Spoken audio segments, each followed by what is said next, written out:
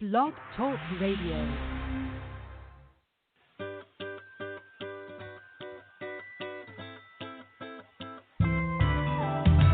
Welcome to Radio Time Productions with Valerie Jarrette Bass. Sit back and relax as Valerie talks to some of the greatest minds of our time. Enjoy the conversation and remember to visit www.radiotimeproductions.com for more inspiration. Now let's get on with the show.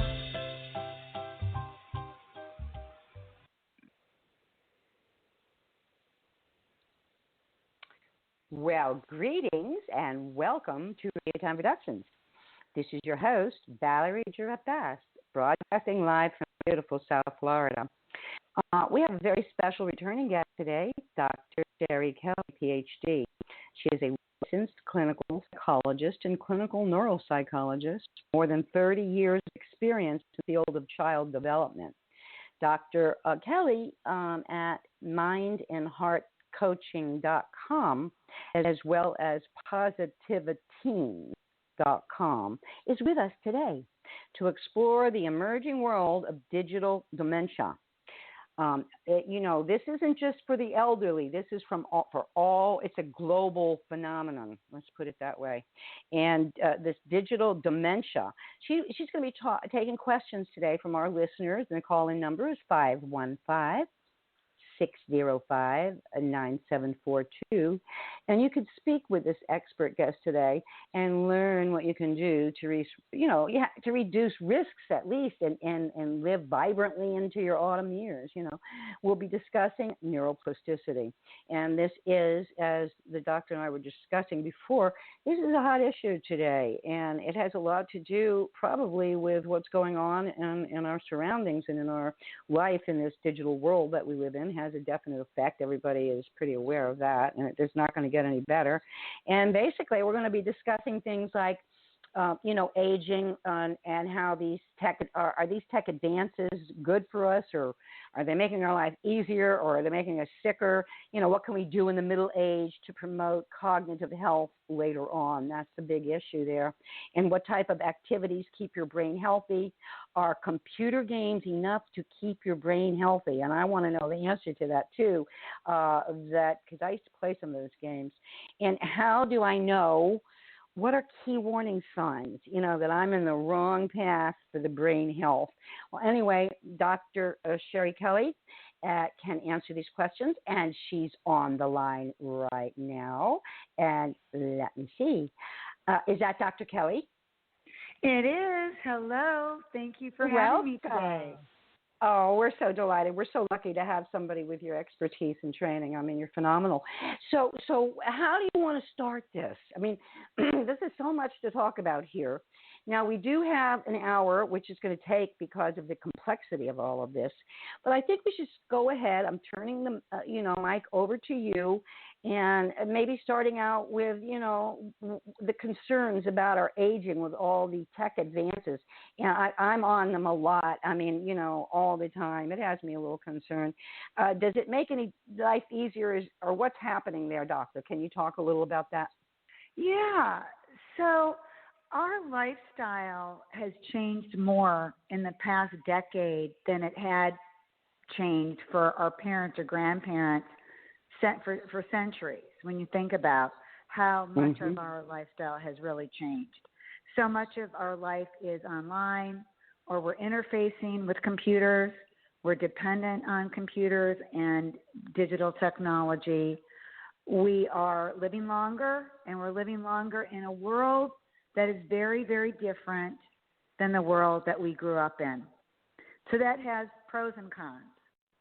Right. We're also, as baby boomers, living longer with people who are aging after us and coming to maturity with a very different background than we did in terms of digital life and exposure to online education or online interactions and relationships. So, right. For many of us, we might feel a little bit out of touch with our younger counterparts. So as we age, they're going to start aging Right. also, but they're going to start aging with a very different kind of value set in terms of relationships, because so many of their relationships had already been online. Right. And communicating had been online. So here's just an easy example. I think those of us over 60 still like to communicate by phone, by talking with each other, whereas younger generation, millennials, prefer to text or email. And the younger ones, Gen Z, actually prefer texting to even emailing. You know, they wouldn't think of calling someone. That's a great intrusion of privacy. So when you think about just the statistics of where we are, by 2030, so 10 years from now, the majority of baby boomers will be over the age of 70. Mm-hmm. And so there's also an increase in the number of baby boomers with previously diagnosed mental health disorders, depression, anxiety, for example. And it's also due in part to greater diagnoses of our generation than previous generations. We're also going to be dealing with a higher number of people with neurological diseases that affects cognition, you know, some of the dementias. And then we're going to be dealing with the fact that more than half of baby boomers get no treatment for their mental health disorders. You know, we're talking access to care is a big issue. So we don't have the same support systems that were present a generation ago. Most of us are very isolated from immediate family. We might be living in towns far away from our kids or grandkids. So we're going to have a very different aging process than our parents or grandparents had. Oh yeah. Well, doctor, I was just maybe I may be hallucinating this, but some fact jumped into my head that I read somewhere where I think there's like 300 million Americans that are depressed, that are on depression drugs. Is that possible? Well, is that number way out of line or what? Well, when you look at a better statistic, I think that's more accurate, is about 1 in 4 Americans have symptoms that are consistent with a diagnosable depressive disorder, and that's usually a major depressive disorder. So that's 1 in 4 Americans. And that also includes, you know, the younger generation, where, you know, the younger generation also has, on top of that, a lot of anxiety. And part of the problem with this is that even though we seem to be more connected than ever before through the internet and social media, people actually feel more isolated than ever before. That's the irony. Yep. Yeah, I do. and isolation is a huge risk factor of unhealthy aging. So when we look at a recent study, this was done by a group called Great Call and the author Lori Orlow. She surveyed 1,000 seniors. 43% felt lonely on a regular basis. And with loneliness, you get about a 45% increase risk of mortality. So being lonely and isolated is a great risk factor. It's a risk factor for declining health, for illness, and ultimately for death. And, you know, loneliness needs to be discussed. It is just as dangerous as obesity and smoking. Absolutely. This is a risk factor. And I really wish, don't you think more physicians should be addressing that when you go in and talk to the doctor? Absolutely. They have no awareness of it. They, you know, you get your 15 minutes of time and that's it. But, a very big issue, because the body and mind are one. As a, you know, previously in the field of biofeedback, the body and mind are a feedback loop. You know, you can't have an unhealthy body without having a little mental disturbance to go along with it, because it's just a feedback loop, and thoughts are things. And what you're thinking also has a great impact, you know, on your physiology, on your chemistry, on everything about you. So yeah, it's there. It's huge. And our lifestyle has changed so much in the past decade that we are more prone to loneliness and isolation. Here's an interesting statistic. The average U.S. adult will spend the equivalent of one full day per week, 24 hours, on their device, whether it's a smartphone or a pad, tablet. And this averages, more than 3 hours a day on just the phone. Right. And along with that, it's interesting. There was a study done by a media company, and they looked at TV versus mobile devices for watching programs.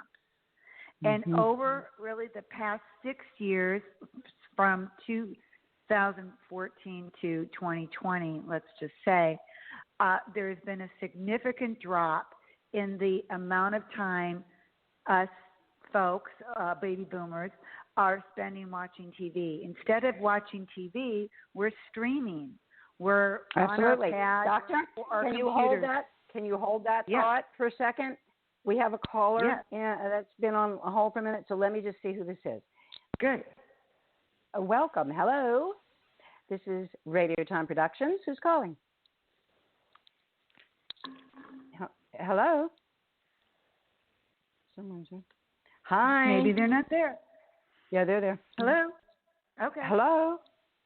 Yes. What's your question? Hello? What's your question? We're here. Is this, no, wait, maybe it's the other one. No, we have you. Oh, 1 second. Wrong one. Okay. Don't go away. Well, hi, Valerie and Dr. Sherry. It's Brenda here. How are you? Oh, hi. Hi. So glad you called in. Go ahead. Yeah, I totally am digging the conversation because as a registered nurse, a lot of health professionals don't realize about digital dementia and the cause and effect that our Wi-Fi world are having on us. And it's like a silent epidemic, isn't it? Yes. Yes. And the health risks that come along with that usage, being isolated, not getting exercise, not moving, poor posture, sitting in front of a screen, the effects of blue light. So I have all of them. Really a matrix. It's a matrix of risky, unhealthy behaviors. Well, yes, and the total reliance on digital communication within our homes with these spots and all these echoes and things that are going on.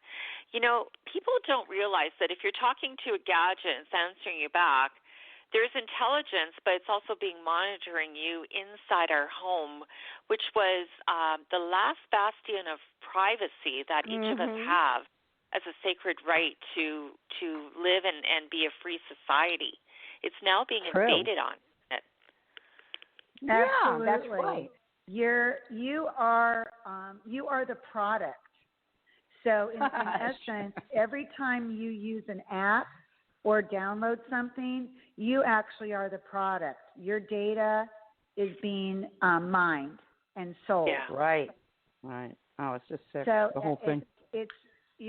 When you look, just doing a Google search, everything that you search is being cataloged. You have what's called a digital footprint. And I always, try to get people to be mindful of their footprint and not be overly consistent on what they are searching for. Yeah. To be mindful of that, to close browsers, Gosh. to also put tape over their cameras that are embedded in the computer or iPhone or iPad. Yeah, mine goes on by itself when it wants. Yeah, that's true. I was wondering about that. That's scary. That's scary. Well, the thing is, though, too, what's really scary is how many of us actually take the time to read the fine print when we download something or install an app, and oftentimes it does clearly state in there surveillance, and yet we blindly agree to it. Yeah. Yeah. We're hypnotized. Yeah. Well, I always tell people this. Chances are, if an app is free, you are going to be paying for it in another way. Right. Exactly. That's true. That's absolutely. absolutely. And when you think about, how much, these companies have really sifted on us for the past decade. So 20 years from now, there's going to be just an abundance of information about us and then how it's used. And, in China, this is kind of scary, but in China, your digital footprint comes with a score, much like that's right. Equifax score, Right. or, your responsibility. It's like a social responsibility score where it is so important that it can keep you from getting a job or getting a loan. Right. So the government tracks what you've been playing on or searching for. Even if you search for something that you might think is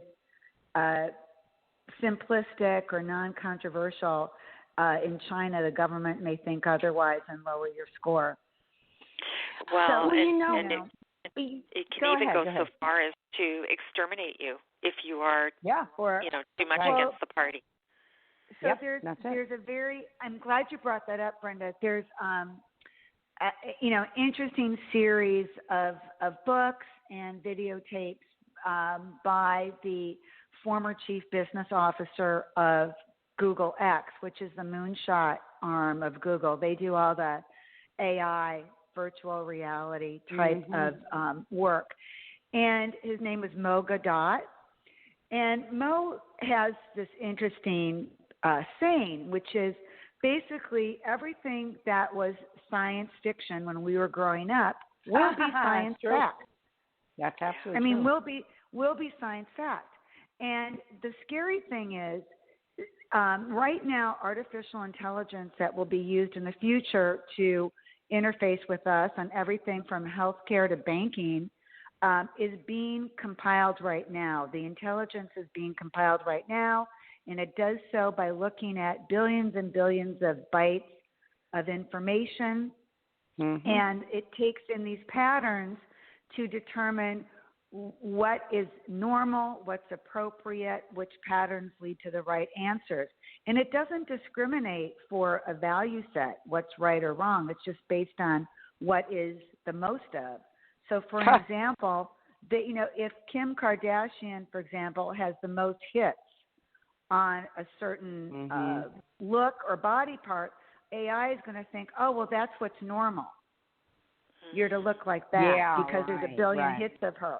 Well, very few of us Oh, like wow. That's a manipulation beyond compare. But this is how... For advertising, too. Advertising, too. So when you think about the artificial intelligence that will be interfacing with us down the road is being developed right now, and it's being developed by what is out there online and in the Internet. Wow. I know. Wow. Wow. Well, you see, the thing is, a few years back, 10, 15 years ago, they were talking about microchipping each and every one of us in order to that's right. be able to control and manipulate us in our finances and our banking and everything. But they don't have to, because we all have these Android smartphones now, and so they get much more information. I think there was a real pushback against the microchipping, but we're basically being digitally chipped. Right, but Christians push back against this chip because it really clearly is outlined in many ways about how that is the Antichrist movement. You will be tracked. You wouldn't be able to hide in a cave, or even if your dog has the chip, you're not going to leave your dog at home. They can follow you anywhere. Okay, so I will just tell you, Valerie and Brenda, that is old technology. That's like, very primitive technology. Now, companies like Facebook are actually working on brain internet interface.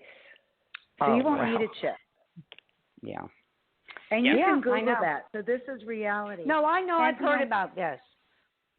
Yeah. So one of the interesting things that this comes into play for, and Brenda, I'll have you come in and you can answer this, is Big Brother in the exam room and being followed for health behaviors. Yeah, for sure.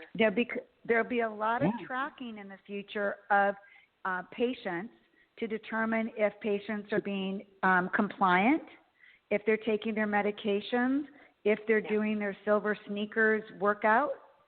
This is already happening. You already see this also, when Amazon has these pre-measured pill packs. So, it's already excuse me, Sherry, 1 second. We have another caller on. I just want to say, as a nurse, you see a lot. Your input here, by the way, Brenda, is very significant. I thank you for calling in. Wait, let me see who else is here. 1 sec. Okay. Radio Time Production. Hello? Hello? Hello? Yes. Can you hello. hear me? This is Radio. Yes, I can hear you. Do you have a question for Dr. Sherry Kelly? First of all, I want to thank you ladies for all the excellent work you do for us. Valerie, I wanted to congratulate you on the award Radio Time Productions just received. And I wanted to thank Dr. Kelly for her excellent work. And I've heard some of her other interviews. It is a little bit different, the question. It's a little off the rail track from what you've been talking about because, I just was wondering because my mother passed away recently from dementia. And I was wondering why do Alzheimer's and dementia strike the elderly more frequently than the young? Is there a difference in the brain patterns or what causes that? Oh, that's a really great idea, and great idea for a topic, and something, great question. Yes, there's a reason.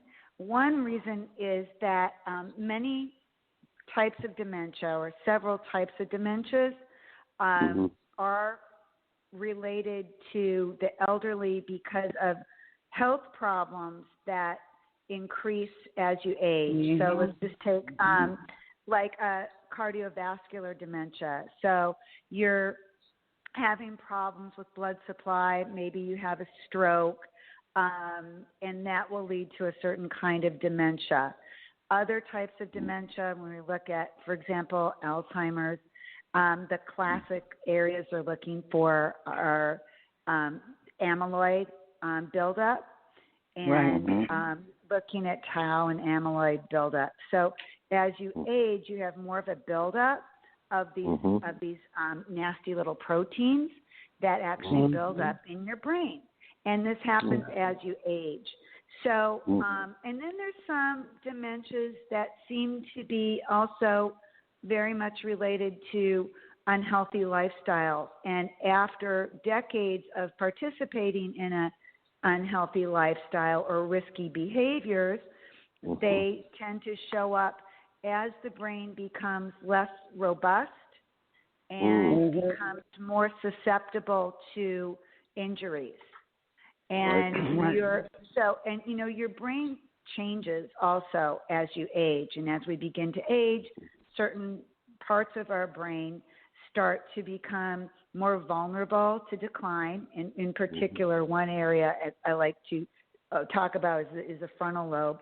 That is one sensitive area to decline as we age. But when you think about if you have a history of drinking a lot, that can lead to certain dementias. Smoking a lot,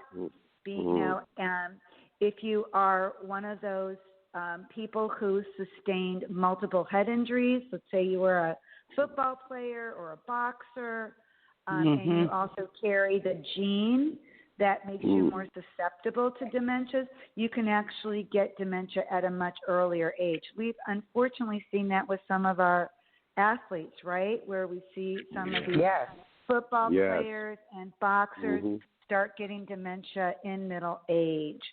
I actually had tested a number of men who were middle-aged and who had been in the war. And not only were they, veterans who had sustained head injury, but they had also been exposed to asbestos and other chemicals during their time in service. So they had really a had multiple risk factors for getting dementia, and they got it, in their late 50s, early 60s. So it does tend to run elderly. You have, the brain does change after age, but there's ways to keep your brain healthier and to work it out. Yes. Right. That's great, so Sherry. Do you want to know some of those tricks or good habits? Yes. Please move like on. Yeah, we're hanging on every word you say. Yeah, would you mind? So there is an abundance of research out there that supports having exercise and frequent exercise of at least 3 hours per week in total to really keep your brain healthy, to keep your body healthy. And those are replicated studies. So 3 hours a week, typically a half hour at a shot. There's some other studies that show it's not so much the type of exercise you do, but it's the quality of it and the speed at which you're doing it. So one study, which is a fun study, found that if you walk at a fast pace of 100 beats per minute or 100 steps per minute, that is like walking to an ABBA disco song. So wait, what was that? I didn't catch the last. What was that again? Researchers did a study playing ABBA music. Remember the group ABBA? Oh, yes. Wow, now I know. Music. The dancing queen. Dancing queen. So if you are walking at a fast pace, like to that beat of 100 steps per minute, which is typical in a disco song like Staying Alive or Dancing Queen, that is better than walking slow. I hate walking slow. I'm a New Yorker. I can never walk slow. Exactly. Well, we say New Yorkers have a built-in protective mechanism. There you go. The other thing, if all of a sudden you do find yourself walking slower than you had been, that's one of the hallmarks of aging. Yeah. The other thing that is important is sleep. And not being exposed to blue light at night, getting enough sleep, making sure your circadian rhythm is on time. Absolutely, diet, and then being in supportive. Dr. Sherry, I want to ask a quick question here. When you say talk a little more, and I know Brenda will also perhaps want to chime in on this. It's kind of important. This blue light while sleep. We need people. We think you don't realize people aren't aware of these things. When you say it, they say, "What the hell are they talking about?" Blue light is you should unplug all of your. Anyway, you know what I'm saying? Can we just discuss this a little bit, Brenda and you? Yeah. Brenda, you can I would love to interject. Go ahead. Yes. So electromagnetic frequencies often emit blue light. So if you have a computer screen or tablet, your cell phone, even if charging your cell phone next to your bed, reducing the electromagnetic smog that you're exposed to for 8 hours and getting that darkness so that you can build up your melatonin and eradicate some of the negative effects of the EMFs that are all around us is really vitally important.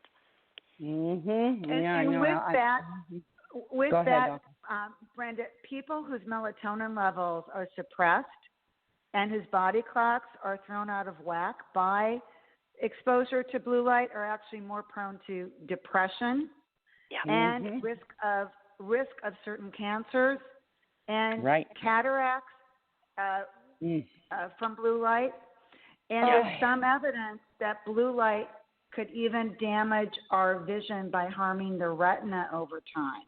But there's more research needed on that. And not getting enough sleep can lead to actually neurotoxin buildups. That actually it's like makes it even harder to go to sleep. Well, and that's so true. And the other thing is the effects on the blood cells by the electrosmog all around us causes clumping of blood cells and limits the ability of blood to deliver nutrients and oxygen to the microcircuitry of the body, the deepest reaches. And so people are coming down with inflammatory diseases by poor circulation and increased pain. And, so there's a whole host of things. So when you think about the inflammation that happens in the brain with brain damage and everything else, just exposing it to all these other risk factors enhances or exacerbates the disabilities that are showing up in our system in society today. Could you hold on just ladies, could you just hold on for a second? We do have another caller. I just want to see just a second, okay? Yeah. Maybe bring another caller because I have another question for Brenda on that. Yeah, Brenda has some knowledge. I know. I'm so glad she called. Wait. Hello? Hello? Yes. Oh. That's Brenda. Okay, now we have somebody else here. One second. We have somebody else calling in. I hope our caller's there. I'm sorry. Let's see. Caller dropped. 75. Oh, okay. Anyway, they'll call back in again. So I just was going gross with what you guys were saying. Go ahead. Talk, please. Well, Brenda, Go ahead. This is one of my concerns because we look at our kids today who are handed computers and tablets when they get to school. And, they spend, certainly my child did, 10 years of life in front of a screen all day at school because every, kid gets a computer or a tablet to work on during the school day. And then in college also, the kids take all their notes now on computers. You don't see anyone writing. They're all on their screen.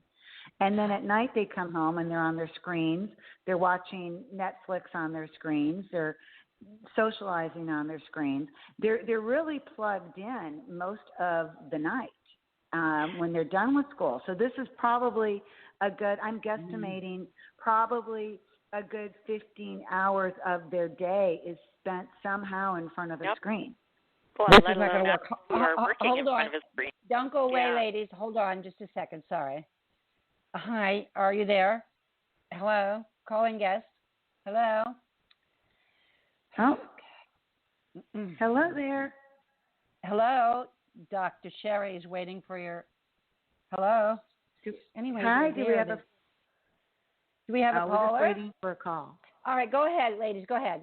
They'll hold on, maybe at the end. So, Brenda, can you talk a little about that, what your concerns are about our life as a nurse? Oh, yeah. Well, the thing is, though, if you think about it, when I started nursing, I stood and saluted in the nurse's station whenever a doctor came in, and everything was written in blue and green and red ink, depending on the shift. And over the 37 years that I've been in nursing, I've seen the absolute implosion, so to speak, of technology. The thing is, though, there are things we can do, and one is eradicating as much of that blue light from our bedrooms, keeping it as a sacred space, turning off the cell phones completely so that you don't have interruptions with beeps and boops and whatever else, people calling in or checking in on Facebook or whatever. And, you can hardwire your systems in the home. Turn off your routers at night so that the kids aren't, that they know that there's a checkout time. Make sure that you use Ethernet, and some schools are actually going to Ethernet or hardwiring their systems so that even though they're using technology, it's not the wireless. It's the wireless that's the biggest culprit out there today. And it's going to get worse with 5G. So right now, T-Mobile in the States has the most complete 5G network out there, and it doesn't matter to the point that even if you are secluding yourself, doing more things to reduce the effects, the thing is the 5G wireless is terahertz of energy, when our bodies are meant to be between 0.5 and 30 hertz of energy for our natural regenerative abilities. And now we're being exposed to megahertz and terahertz of frequencies of energy.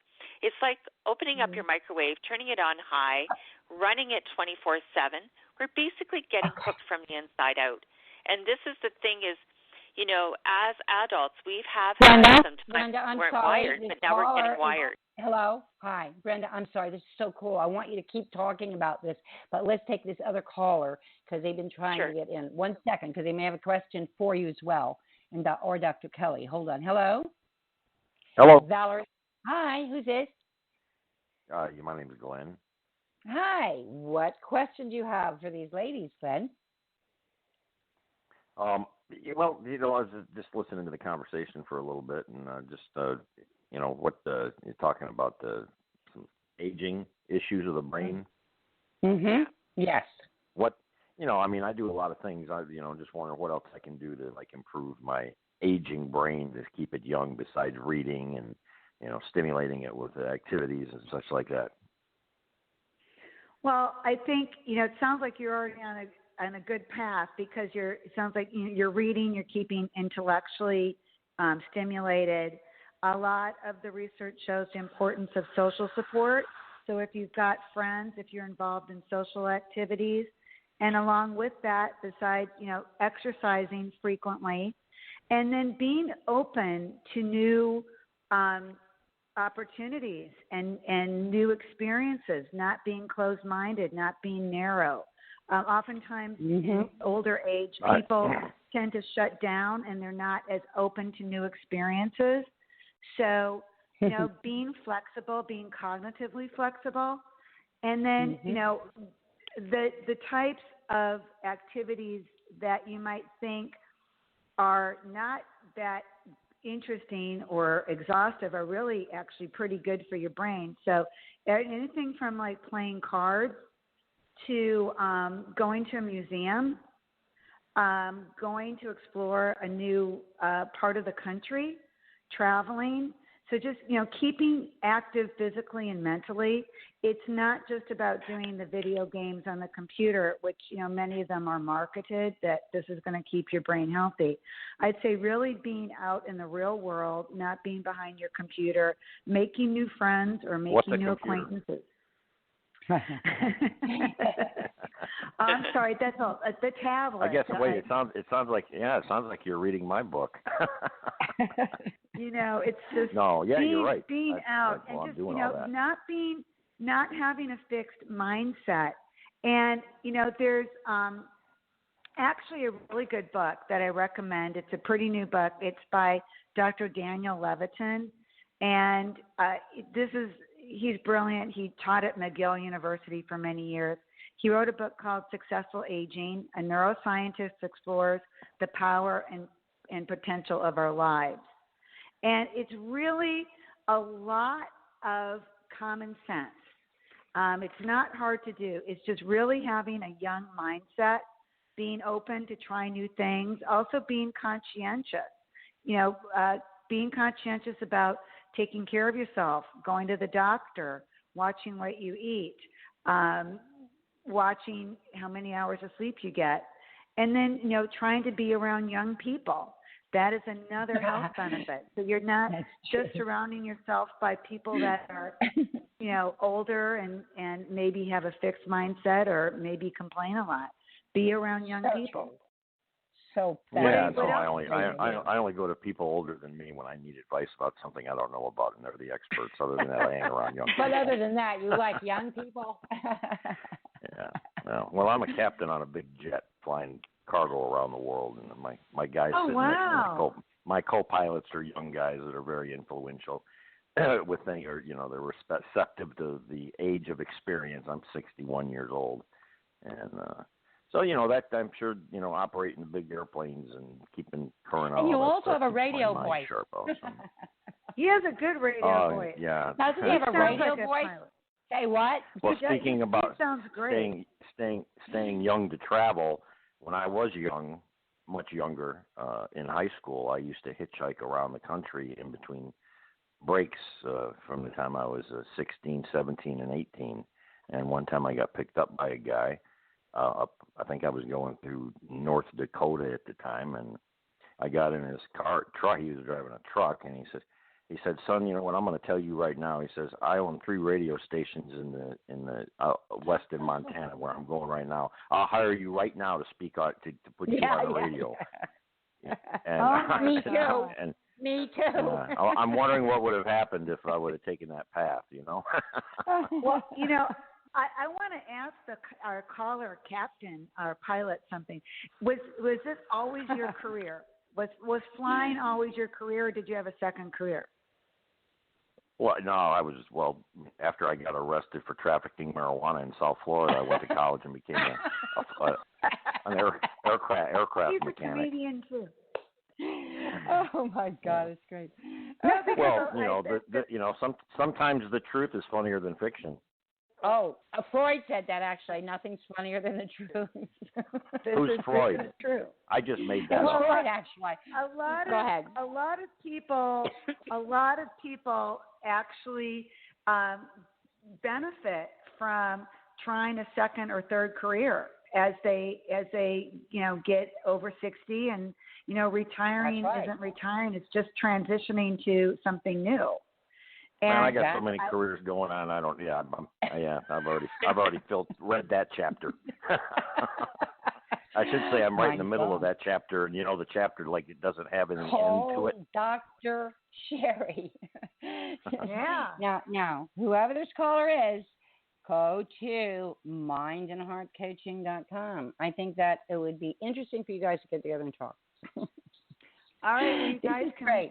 Absolutely. It's always interesting to hear what people are doing with their lives.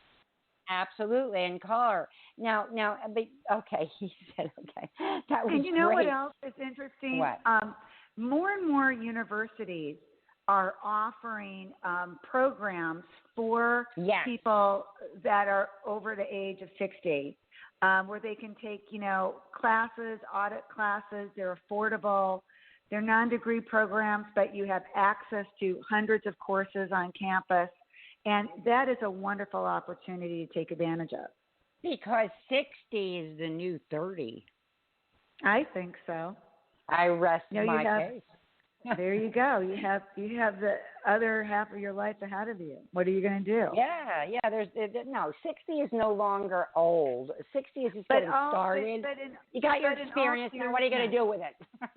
Go ahead, Doctor. In all seriousness, that is actually a real problem for baby boomers, because so many of us are forced to retire when we don't want to. We aren't prepared to retire. Financially, we're not prepared. So it's very difficult because we're much more youthful than our parents were. And 65 is still the prime of life for most of us. But I want to just say something for both of you guys there. They're hanging on. Thank you so much for Brenda and Dr. Sherry. I'm sorry. I'm losing my voice because I talk too much. But anyway, on the front of Time magazine, which I don't particularly care for, but anyway, it's called Youthquake: How the World Will Change When a New Generation Leads. And this is what's happening today in the youth field. I mean, this is kind of powerful. Things are happening and changing. We're not having too much, we got to keep a rein on things as adults is basically where it's at. And that's what Dr. Sherry is trying to do. And also our wonderful guest caller, Brenda. So guys, keep talking. Everybody wants, they're sending little notes to me. Talk more. Go ahead. Here's the other thing. Here's the other thing that I find, interesting that a lot of people don't know about how computers and computer games and fun, entertaining game apps work on our brain. Keep in mind that with most games and applications on technology, the brain actually downshifts to accommodate for the stimuli. So your internal processor gets slower. It's not, it's going to make my brain more peppy. It's actually the opposite. Your brain gets lazy. It becomes the working memory, Doctor. Do you mean the working memory? It can lead to working. What does that mean? It can lead to working. I'm talking about the internal metronome that's inside your brain. So there's a processor in your brain, just like on your computer you have a processor, right? Like an Intel processor that makes your computer go fast and get gets information sifted very quickly and processes information. You have something in your brain that's an internal processor. And this is very much affected by gaming and by different types of applications. So what happens is the brain gets a lot of stimuli thrown at it all at once, and it slows down to take it all in. And it kind of downshifts. And the brain doesn't have to work so hard to go after information because information's coming at you at a very quick pace. So your brain's getting, in my words, a little bit lazy. And so I'm concerned about that also having too much time on the internet, that it's training your brain to just become a little bit more lazy. It's not working as hard. You're maybe not, because all this information and stimuli is coming at you. You know, you can also see this when you read. There's a difference between, I think, how people read online versus how people read a book or read a newspaper. You know, when you're reading a newspaper online, and the great author Nicholas Carr he writes this about reading. He said, "Once I was a scuba diver in a sea of words. Now I zip along the surface like a guy on a jet ski." Cute. That's good. That's powerful. Yeah. That's so it's it really changes how we take in information. Yeah, it does. I feel it. I know it. You know, and when we go through social media and we're scrolling all day, you know, you're taking that scroll and you're scrolling all day. You're not really thinking or making choices. You might be reacting, but you're just really scanning. And that's not the best exercise. Yeah, that's for your brain. That scanning thing has to be addressed. Well, it's the hand-eye coordination, too, like cursive writing, too, is a real art, and it's a real brain stimulant, which we are getting away from because we're just tipping and tapping, and, you know, we're not using that hand-eye coordination. Wait, Brenda, what do you mean by that? That's so important. Say that again. Hand-eye coordination. Go ahead. Yeah, like basically, you slow the ball when you're down looking at a screen, too, you're not blinking like you should. You know what I mean? So that's an indication of brain depletion or sluggishness of the brain, because your responses and your reflexes are down because you are just staring at a screen. But then again, the hand-eye coordination, the artistic, the creativity, the functionality of that hand-eye muscle, it's depleted because we're just tapping and touching things, and we're not using that coordination. Well, let me ask both of you this. Listen, I have two experts here at my. I need some. I want to ask some questions too. when I have experts like this, I'm not going to ask my own questions. Oh, yes, I am. Now, what I wanted to ask you is, like, my brother is he uses both hands with equal skill. The ambivalent. Both hands equal skill. Now, ambidextrous. Ambidextrous, thank you. Now, I used to play tennis with him, okay, because we both like tennis. You can't beat somebody that's ambidextrous simply because they switch over. It can confuse you in a lot of ways. Now, that's just one part of it that I wanted to ask. Can you actually, and I really feel I did with the Art of Zen or whatever it was, the motorcycle maintenance or whatever, I slowed the ball down with my mind, and nobody will ever tell me differently, okay? And it can be done. It is done, and it will go ahead and help you in sports and everything else. But what is that phenomenon?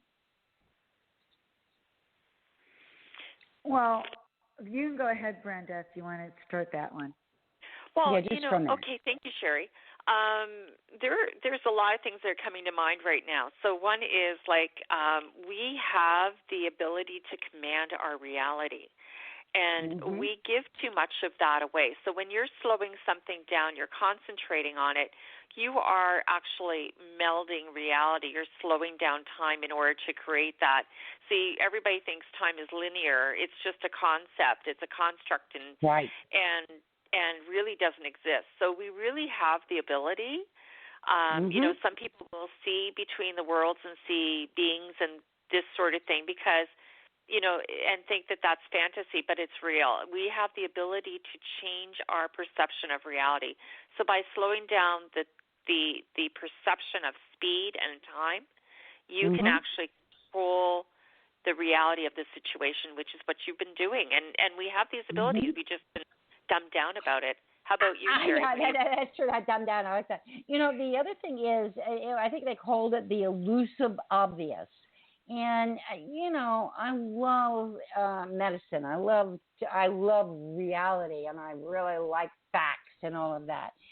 But some facts, I don't think that we're able to really get down. You know, one of the other things factually I wanted to ask both of you, or anyone who wants to answer this between the two of you, is the RFR, or the radio frequency radiation, the electromagnetic radiation that's coming at us with these things that we're doing to ourselves. And Dr.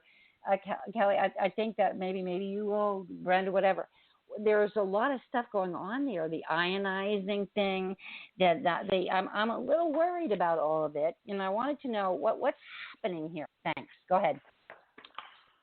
I think there's a lot of media about it because 5G is expanding, and concerns about the radio frequency radiation. That's the RFR, I believe you're referring to. Is that it?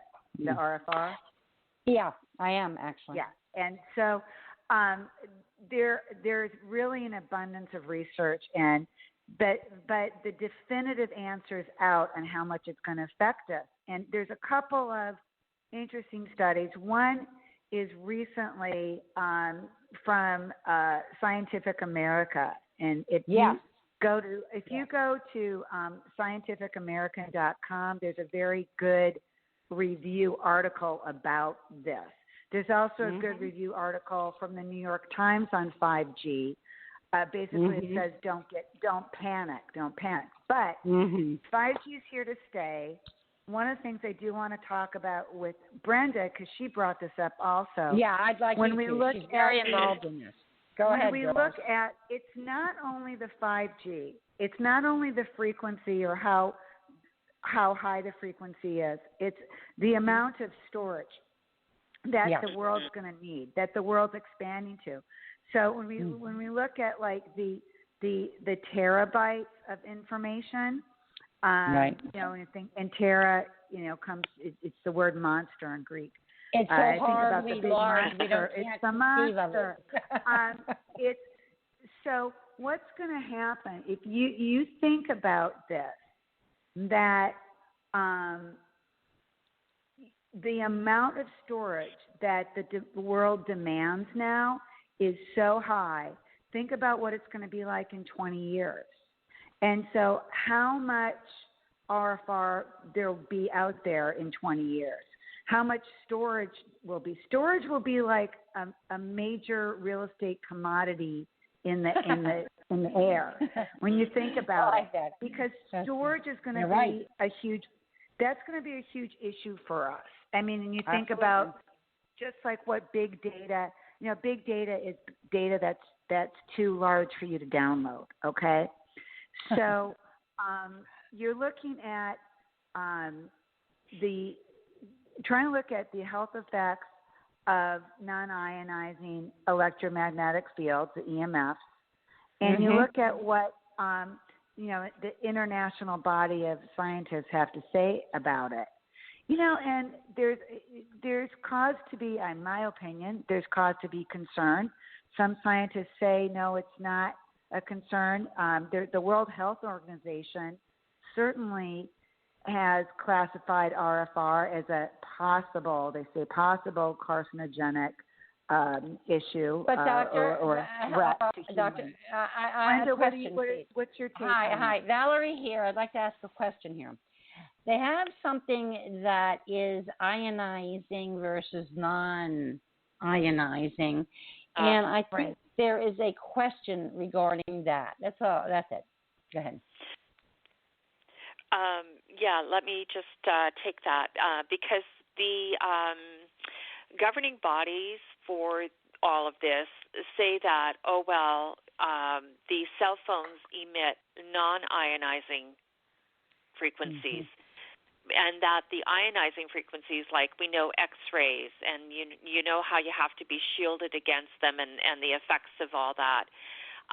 But the non-ionizing is as dangerous as the ionizing. And this is where you have to really look at the sources of the information you're getting. Like I read that one in Scientific America. I had somebody bring up that their husband, we were having this conversation, the husband piped up and said, well, look at this article by CITA, and it says how safe they are and how wrong people are to misconstrue the effects of cell phone radiation. But there again, it's a bias towards the industry. Of course they're going to say it's not going to have a cause and effect. You have to really look at independent sources of information and, and how it's being presented. So there's a petition that 248 of the world's scientists had put together to present to the World Health Organization and the UN. And these are scientists from all around the world. And where I have never seen in my practical research so many independent sources coming together to say, hey, look, we have to figure this out because basically this is being unleashed on us and we're being the guinea pigs.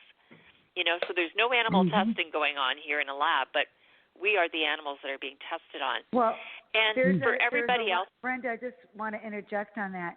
There are a lot of studies done with rats, for example. So now there's a group of scientists, and they're European and Middle Eastern-based scientists, and they're actually designing a new study, and they have developed it's a robotic human type of a structure, so the closest that they can get to a human being, so that they can do more testing on these types of emitted radio frequencies on something closer to a human rather than a rat. Right. Well, they have to do some new studies because the last safety studies were done on men over 200 pounds, 6 foot tall, 20 years ago when we were just getting into G1. Yeah. So there have when you go to the cell phone companies and you read their stuff, even then it was determined that a cell phone should not ever be held to the head. Now, fast forward, if it wasn't safe 20 years ago, why in the heck do we think it's anything okay now? And so there is a need to do more studies, but it isn't like we can pause the technology because it's already in fast rollout. And if you think it's fast now, please understand, everyone, that 6G is already in the hook. They already have it. They're working on it. Huawei in China has a huge, they're the leaders in all this 5G and 6G stuff. So if you're thinking that there's a fly in the ointment, there is. Wow. Hi. Oh, gosh, I'm so glad that you guys were able to come on and discuss this important issue tonight. And Dr. Kelly, thank you so much for being here. Now, I wanted to just say thank you, Brenda. Thank you, callers. I really appreciate your input because it was really important. This is an important project that's going on here. And Dr. Kelly is in the forefront of it. Now, you can reach her at Sherry at mindandheartcoaching.com. Phone number 954-866-7500. And we'll have a lot of answers for you. Now, Dr. Kelly, is there anything else you'd like to say this evening before we leave in about 30 seconds? Well, I would love to hear more questions, and I do workshops around the country on keeping your brain healthy in the digital age. So contact me if you'd like me to come to your organization, your school, your community center with one of my informative workshops. And also, you just opened it. Well, I wanted to say so much more, but you just opened a new place in Connecticut and all that. We want to have you on again. Please call the doctor at 954-866-7500. Thank you so much for being on the air. It was fascinating. Thank you, Doctor. Thank you, Valerie and Brenda. You're coming back soon. Bye. Bye. Bye. Bye. Bye. Bye, Brenda. Thank you, Brenda. Thanks, Brenda.